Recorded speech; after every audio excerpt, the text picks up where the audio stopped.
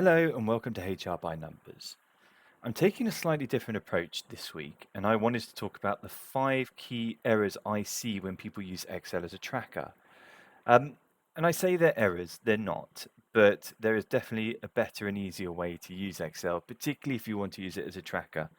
While this is directed towards HR colleagues, because I obviously see trackers in HR quite often, it's most certainly not unique. So please sit back, enjoy, and hopefully you'll learn something along the way.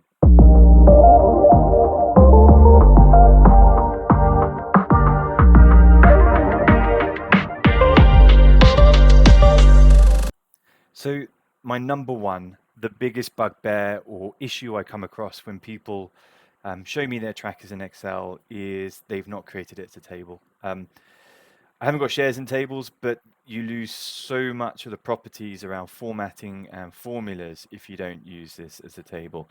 Quite often people will create what I've created here, where they've just formatted the cells and added in drop downs. Look, it serves a purpose, but it's just not going to support a meaningful tracker. While you may visually work for you, you're really short selling yourself here. So always, always, always create it as a table. If I were to add in a new row here, just so you know, this filter's just not going to pick it up. It's not going to know. While a table doesn't resolve that necessarily, it will show you, and it'll be much far clearer whether your data's inside or outside that range. My second biggest issue is using colors and fill colors in a table or in your tracker. I have a few reasons for that, and some of it's personal preference. I get that. I also understand the value of seeing something visually, whether it's a traffic light system or something you want to highlight that needs actioning.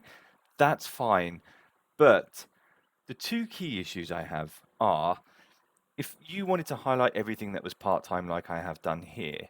However, if this for some reason was highlighted yellow, but this wasn't updated, well, which one do I believe? And as a user, it's not really clear. The second key issue is I've seen some trackers and there are a lot of different colors. Um, and while that might be known to one user, to another, it just looks messy and it's very hard to navigate. If you're keen to use colors to drive something, to drive an action, whether it's based on a cell value, use conditional formatting. It's great.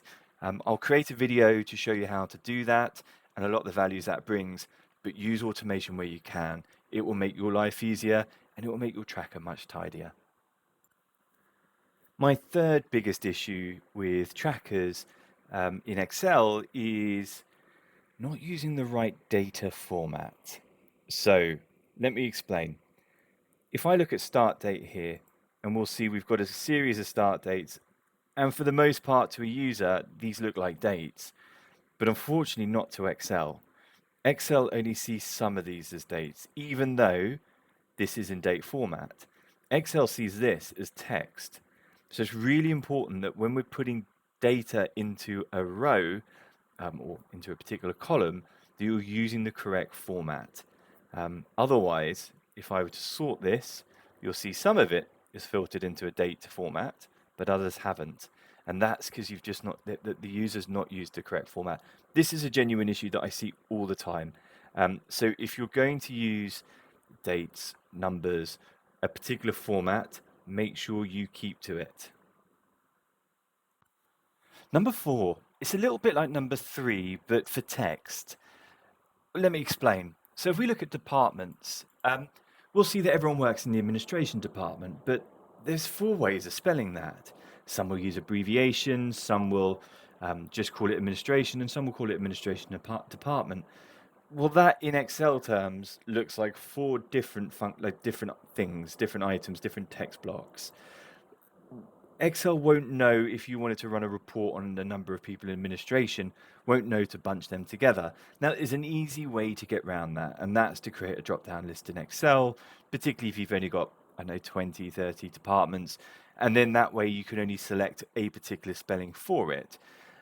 It is avoidable, but I do see often, particularly when people show me their trackers or give me their trackers to work through, that this is a common issue that I'm having to try and resolve. Number 5, Now, with number 5, I didn't actually have an example created, so I had to do one off screen. But I just want to show you this one with Sally Starling, where we've got part-time and date together. In Excel terms, that's two different data types in the same cell. Um, that that might as well be a text. That doesn't do anything. It doesn't drive anything. That for me is my fifth sort of most common error that I see is when people put two things together, create two columns. I did here where I've got column E as time and column L as start date.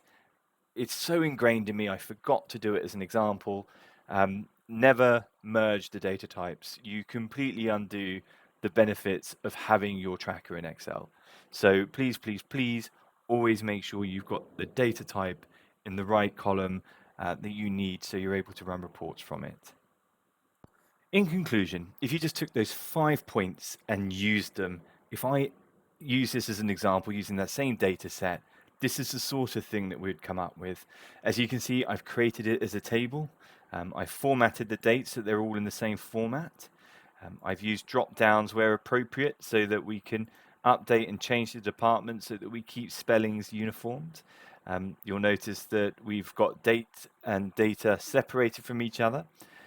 We have got auto-calculated fields, so we're using some of the formulas that we've learned in previous videos.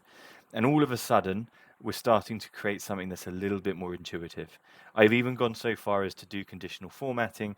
So if I were to change the hours, for example, here, it will take away the colors that selected that might need, review. So hopefully you've got something from this. If you have, please like and subscribe. And until next time, please keep excelling.